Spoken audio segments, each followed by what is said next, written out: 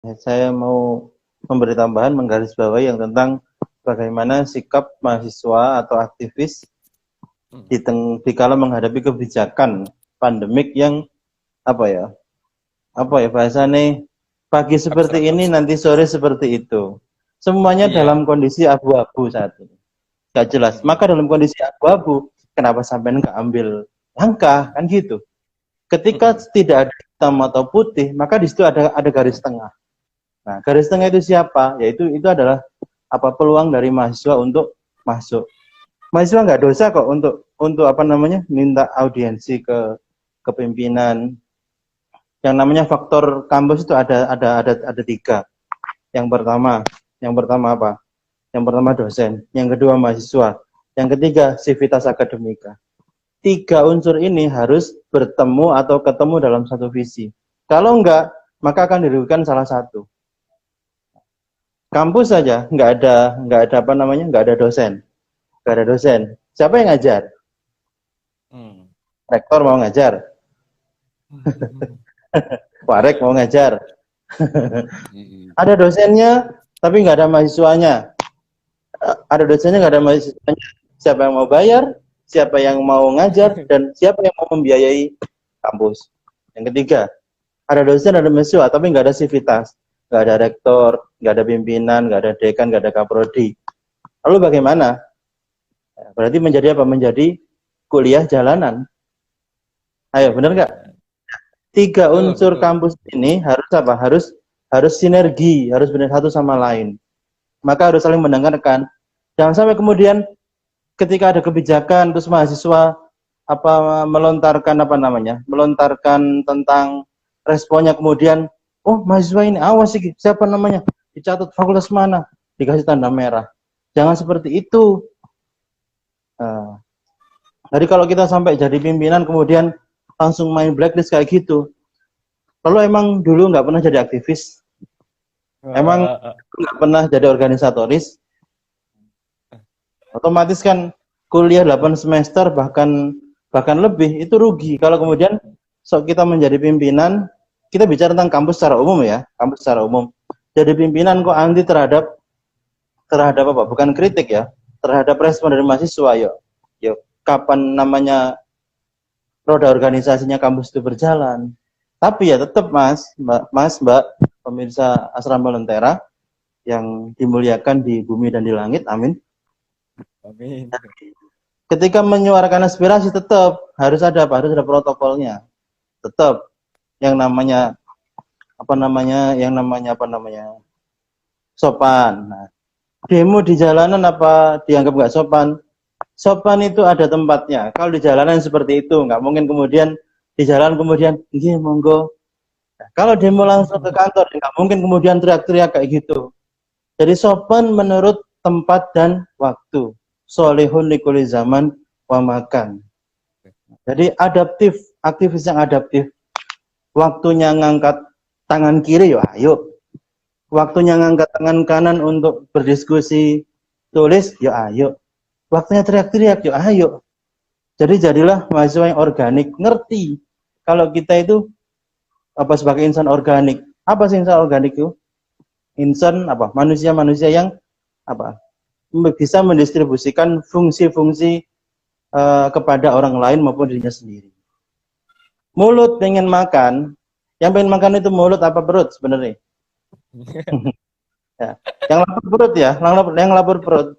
Tapi kenapa kita butuh tangan untuk ngambil untuk masak dan lain-lain? Kenapa? Karena perut kita nggak bisa kemasukan makanan kalau tanpa ada organ tubuh yang lain. Itu. Maka kemudian mahasiswa itu jangan suka suudon sama dosen, suudonlah sama pimpinan. Karena nggak popo. Benar. Sedikit Dosen, meluruskan bagi teman-teman nah, ya, mahasiswa, jangan seudon. Dosen. contoh kebijakan ini, kok sih diserang mahasiswa nih? Kan lucu. Yang main kebijakan adalah pimpinan. Tapi kenapa kok dosen dijadikan sasaran? Dosen itu dijadikan tempat curhat, teman curhat, gitu. Karena dosen itu bekerja sesuai dengan rules, aturan-aturan yang sudah digariskan oleh pemangku kebijakan di kampus. Ini yang seperti itu. Jadi kok dosen kok alergi dengan mahasiswa yang kritis, ya berarti dia belum mempelajari Tridharma perguruan tinggi. Di semua kampus sekarang lagi gonjang-ganjing tentang KKN. KKN-nya seperti apa ini, itu, dan lain-lain. KKN yang penting apa? Paradigmanya harus sesuai. Jangan sampai kemudian KKN cuma bagi-bagi sembako. Cuma bagi-bagi sembako. Paradigma pendampingannya, paradigma advokasinya seperti apa. Itu lebih penting. Masalah administrasi itu urusan sivitas, ya mereka yang menghitung kebutuhannya seperti apa. Apapun itu, bahwasanya sampean pengen sekolah, ya berarti harus ada biaya. Nah, ma la yatimul wajib illa bihi fahuwa wajib. Sampean pengen kuliah, maka sampean harus bayar SPP. Itu sudah menjadi aturan tertulis maupun tidak tertulis. No debat masalah ini. Kalau nggak pengen bayar, ya sudah, kuliah di jalanan. Ayo sama siapa yang mau jadi dosen tanpa dibayar. Ayo sama guru siapa yang siap didakwah, siap. Siap. Oke, itu saja mungkin. Itu saja. Iya. Barangkali ada pertanyaan. Iya, tadi ada pertanyaan sambil mukir ini. Tadi ada pertanyaan dari Mbak. Nah, dari Mbak Izzah. Maaf Kak, mau tanya, untuk kekuasaan itu sebenarnya dibutuhkan dengan sangat apa tidak? Karena terkadang ada rasa bahwa kita tidak punya nama, maka tidak akan didengar. Nah, itu pertanyaan saya ulang dari Mbak Izzah. Mau tanya, untuk kekuasaan itu sebenarnya dibutuhkan dengan sangat atau tidak? Karena terkadang ada rasa bahwa kita tak punya nama, maka tidak akan didengar. Oke. Ya. Tak punya nama maka tak akan didengar. Sama seperti tak kenal maka tak sayang. Agar kita didengar, maka sampean sebagai organisator penting dalam apa? Menggunakan entitas organisasinya. Kalau satu tidak dengar, maka gunakanlah forum, yakni organisasi itu untuk mengajukan aspirasi biar didengar. Tapi jangan sampai kemudian semua mahasiswa atau aktivis punya pikiran seperti ini. Tidak punya nama maka nggak akan. Jangan seperti itu. Kalau sampean pengen didengar, ya sudah, sampean viralkan diri sampean sendiri, kan bisa. Teriak-teriak di depan kampus, tiba-tiba ada yang motor, insya Allah sampean akan didengar. Jadi hilangkan bahasa tak punya nama maka dengar. Tapi organisasi itu nggak bisa egois, harus berkelompok. Jadi harus ada yang mau jadi pimpinan, harus ada yang mau jadi tangan, harus ada yang mau jadi kaki, harus ada yang mau jadi corong, jadi ya memprovokasi hal-hal yang baik. Tapi ingat, jangan sampai ada pengkhianatan di balik itu. Ketika kita berbicara tentang mahasiswa, maka kalau Anda tidak mampu untuk di depan, maka di belakanglah doakan dan dukung yang ada di depan. Jangan kemudian yang di depan itu maju, tapi yang belakang nyinyir. Apa sih hari itu? Jangan sampai jadi penumpang gelap. Kalau tujuannya tercapai, maka mereka akan berbondong-bondong mendukung sampean. Kalau gagal, mereka akan menjauh. Sehingga aktivis menjadi kambing hitam di sebuah kampus. Jadi, kalau bahasanya Hafir Zanetti, jangan bersorak ketika Inter kalah, ketika Inter menang. Nah, ini bahasa bolanya. Jangan pernah bersorak, jangan ikut bersorak ketika Inter Milan juara. Tapi kamu menjauh ketika Inter Milan kalah. Itu dalam bahasa bola nih. Jadi kalau mahasiswa yang nggak mau di depan, nggak mau untuk protes atau melancarkan aspirasinya, ya sudah di belakang, jangan nyinyir gitu loh. Jangan nyinyir. Sama seperti kasus dalam Islam. Kalau tidak ada yang sekuat nyalinya FPI, ya sudah, nggak usah nyinyirin FPI seperti itu. Nah, gitu. Itu mungkin. Jadi kekuasaan sebenarnya dibutuhkan dengan sangat tidak. Iya. Kekuasaan dalam sistem itu dibutuhkan. Karena siapa yang berkuasa, dialah yang memegang sistem. Siapa yang berkuasa, dialah yang memegang sistem. Maka rebutlah kekuasaan dengan bijak, dengan santun, dengan baik sesuai dengan prosedur. Jika orang-orang baik itu tidak ada yang concern terhadap kekuasaan, maka yang berkuasa adalah orang-orang yang kurang berkompeten, orang-orang yang kurang baik. Maka kalau sampean merasa mampu, jangan pernah acuh terhadap satu politik. Politik itu macam-macam skupnya. Ada politik di sosial, ada di kampung, ada di sekolah, ada di kampus, ada di mana lagi? Di nasional pemerintah. Kalau sampean merasa mampu dan merasa prihatin dengan kondisi negara, jangan pernah acuh atau nyinyir terhadap politik. Kalau sampean orang yang mampu menjauh dari kekuasaan, siapa nanti yang akan yang bertanggung jawab terhadap nasib bangsa kita? Itu. Jadi jangan anti terhadap politik, apalagi organisasi.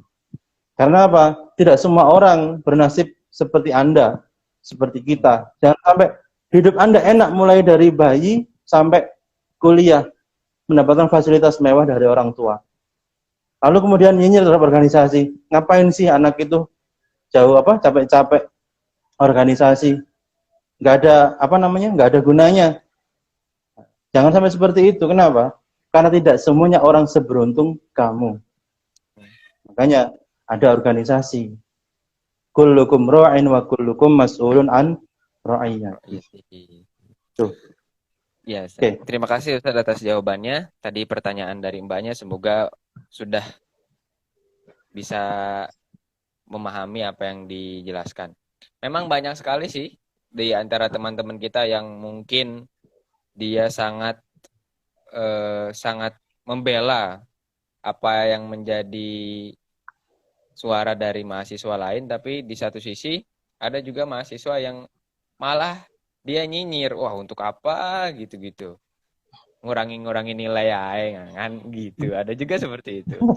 Ada juga yang ikut serta nimbrung, tapi kan nggak tahu apa-apa gitu, hanya nebeng nama, yang penting asik-asikan demo gitu, ikut teriak-teriak. Iya. Ada banyak variasinya. Itu tadi pertanyaan dari Mbak Ana. Kemudian ada pertanyaan lagi teman-teman, silahkan. Kami menunggu pertanyaan sambil mungkin melanjut tadi. Jadi yang cuma ikut-ikutan itu masih lebih baik dibandingkan yang diem nyinyir. Lebih baik sampai tidur di rumah. Kan kita sudah jelas gitu, teman-temannya memperjuangkan apa yang menjadi haknya. Kemudian dia ya seolah-olah nyinyir gitu, nggak tahu apa-apa nyinyir. Itu juga menjadi kekesalan tersendiri bagi kita yang kadang memperjuangkan nasib dia gitu. Ya, nasib semuanya. Nasib semuanya, ya. Nasib semuanya. Iya, iya. Jadi contoh lah, ada peristiwa di sebuah kampus lah. Sebut saja kampus itu U. Bukan banyak, U, RU, dan kebijakan KKN di tengah pandemik seperti saat ini. Tuh, kok yang keluar kebijakan seperti itu? Sampean ingat, yang bergerak bukan hanya mahasiswa tok ya, dosen itu juga bergerak. Betul. Dosen juga bergerak. Kenapa? Kita bukan hanya bicara tentang nominalnya, tapi apa? Tujuan, visi, dan misi dari KKN itu juga harus tercapai. Mau sekelas universitas kemudian cuma bagi-bagi sembako, nggak tahu, sebut saja U lah. Iya, U. Masa kalah dengan yang depannya I? I kan banyak. Jadi seperti apa? Kemudian alhamdulillah juga ada forum dengar juga dengan mahasiswa, ada aspirasi melalui serangan-serangan melalui status WA. Ya, nada-nada ancaman itu pastilah pada tokoh-tokoh itu. Yang pasti. Cuma saya belum enggak melihat suara yang sangat keras gitu dari pejabat-pejabat mahasiswanya itu. Presiden BEM-nya, kemudian BEM fakultasnya, kemudian apa lagi? Ketua HMP-nya. Suaranya yang sangat nyelekit dan keras gitu loh. Nggak apa-apa, nggak usah takut nilai. Nggak usah takut nilai. Ini bencana, kondisi bencana. Apa yang saya takutkan pada nilai? Takut nggak lulus semester 8? Nambah jangan, semester 9. Jangan bilang aktivis kalau sampean takut nggak di wisuda semester 8. Tapi takutlah nanti ketika menyandang gelar sarjana sampean nggak kenal masyarakat. Itu yang harus sampean takutkan. Itu. Itulah mungkin para aktivis sedang menonton ya, ketawa-tawa di sana dia. Jadi Saya memang kadang saya ini semester 9 dan saya bangga. memang Dan harus ada yang dibanggakan. harus ya karena nggak ada yang banggakan lagi. Tapi yang gitu 9 semester harus ada sesuatu yang bisa kita ciptakan. Coba lanjutin barangkali ada yang iya, mungkin teman-teman sambil kalau ada yang mau nanya, yang baru gabung silahkan dibuka pertanyaan. curhat juga nggak apa-apa. Iya, nggak apa-apa lah. Nah itu tadi saya mungkin sangat setuju, banyak sekali hubungan-hubungan batiniah ataupun secara langsung antara dosen dan mahasiswa yang memang kebijakan kampus itu menjatuhkan keduanya gitu. Satu sisi menjatuhkan mahasiswa, satu sisi juga menjatuhkan dosen. Nah, jadi mahasiswa yang pertamanya itu iri-irian, akhirnya sungkan-sungkanan karena ternyata dosen pun membela apa yang terjadi gitu. Kebijakan-kebijakan kampus yang memang itu merugikan. Tapi nggak sedikit juga. Artinya polemik kebijakan ini harus kita baca. Artinya semuanya ada polanya, ada strategi dan banyak sekali yang harus kita rencanakan. Dinasti kampus ini dinasti yang menurut saya cukup besar juga. Besar dalam sisi administrasi, keuangan, juga orang-orangnya juga. Kampus secara umum loh ya. Besar. Kampus secara umum ya. Kampus secara umum kan? Iya. Secara umum ini kita nggak nyebutin apa namanya kampus mana, tapi semua kampus lah, semua umum. Banyak juga yang cerita-cerita ke kita curhat tentang kampusnya masing-masing, berbagi sharing kampus ini dengan inisial mungkin I dan yang mungkin ada juga inisial lain sangat tidak berkesinambungan atau sangat merugikan dalam mengambil kebijakan. Satu. Yang kedua, kebijakan-kebijakannya itu pimplan. Kebijakan A disampaikan, namun teknisnya tidak disampaikan. Nah ini kerancuan yang menurut saya, kenapa nggak disampaikan? Jadi kita bingung. Kan secara keputusan administrasi sudah disampaikan. Kemudian kita serentak membayar. Tapi teknisnya enggak. Nah itu kan timbul kecurigaan. Nah, bukannya ya kita tetap harus bersangka baik, tapi kan kalau begitu ya namanya manusia tetap saja ada, apalagi mahasiswa tadi ya, yang disarankan untuk tidak takut nilai. Tapi takutlah ketika di masyarakat tidak berguna. Tak bernilai, itu dia. Aduh. Ini kita masih ada kurang lebih 10 menit. Nah, bisa teman-teman mungkin ini ada aktivis juga jadi agak malu dia bertanya, takut disindir. Aktivis takut disindir. Nah, itu jadi ini ada yang tanya lagi nih kebetulan. Tanya dong, sebagai seorang aktivis kita harus melawan oligarki atau masuk dalam oligarki atau membuat oligarki baru, bagaimana pandangan jenengan Ustadz? Nah, itu. Jadi pertanyaan dari Rijalisme, namanya Rijalisme, Rijalisme. Tanya dong, sebagai aktivis, sebagai seorang aktivis kita harus melawan oligarki atau masuk ke dalam oligarki atau membuat oligarki baru. Bagaimana pandangan jenengan? Oke. Silakan Ustadz. Ya, saya mau fokus dulu pada kalimat oligarki. Sadis bahasa kampus ada oligarki. Ini kayaknya masih semester 12 ini Ustaz. Santai, masih ada 2 semester lagi kok. Oh, insyaallah. Jadi oligarki dalam kampus itu memang apa? Ini ya.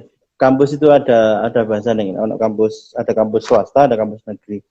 Kalau oligarki di kampus negeri saya kira agak susah. Oligarkinya nggak mungkin nggak mungkin apa, nggak mungkin menggunung pada satu titik. Karena apa? Kalau di kampus negeri semuanya ada yang namanya merit system. Merit system itu apa? Jadi dilihat orang per orang itu kemampuannya di mana. Jadi ada semacam kaderisasi.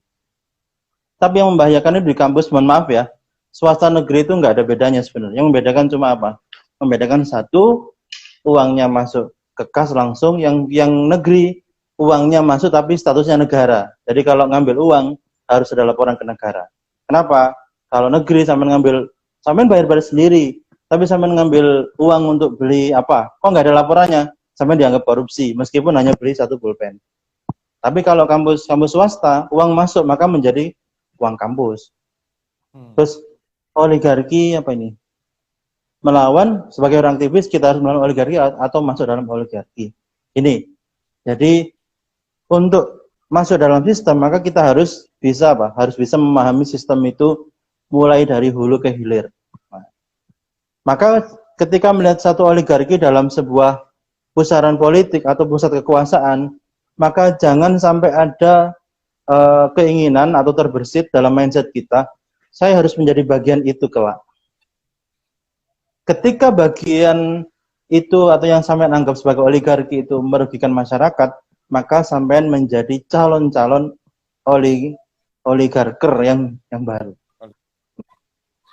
Biasanya gini, ketika kita sudah masuk dalam kekuasaan itu, memikirnya gini, kalau saya melawan kebijakan prinsipal, maka jabatan saya menjadi taruhannya. Independensi seorang aktivis biasanya jatuh di saat masuk dalam sistem kekuasaan. Tapi tergantung masing-masingnya. Kalau Anda tidak cinta jabatan, maka independensi harus sampean pegang. Tapi biasanya kalau kita berpihak pada pada mahasiswa, biasanya jabatan akan hilang. Biasanya seperti itu.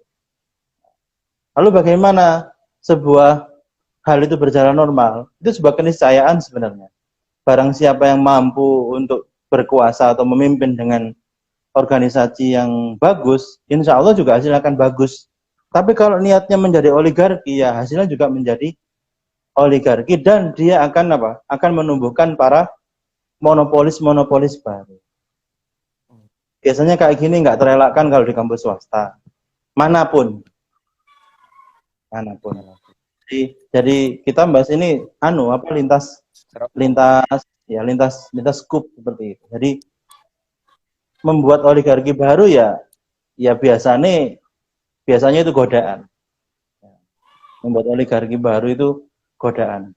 Jadi kadang-kadang aktivis ketika jadi mahasiswa teriak-teriak, ketika sudah masuk dalam sistem diem, kemudian apa? Kalau ditanya, Pak, dengan gimana begini? Wah, kalau itu mohon maaf, bukan wewenang saya untuk menjawabnya. Bahasanya sangat diplomatis. Jadi tetap oligarki itu sebuah keniscayaan.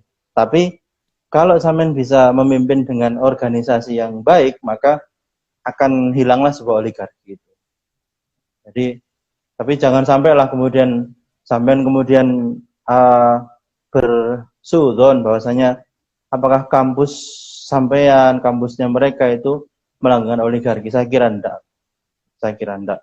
Insya Allah hati nurani beliau-beliau itu masih ada. Kalau masih ada tapi. Kalau masih ada. Begitu saja. Oke, ini ada lanjut. Silahkan yang mau nanya langsung saja bertanya. Ini ada pertanyaan selanjutnya dari Ananda Putri. Ustadz, bagaimana jika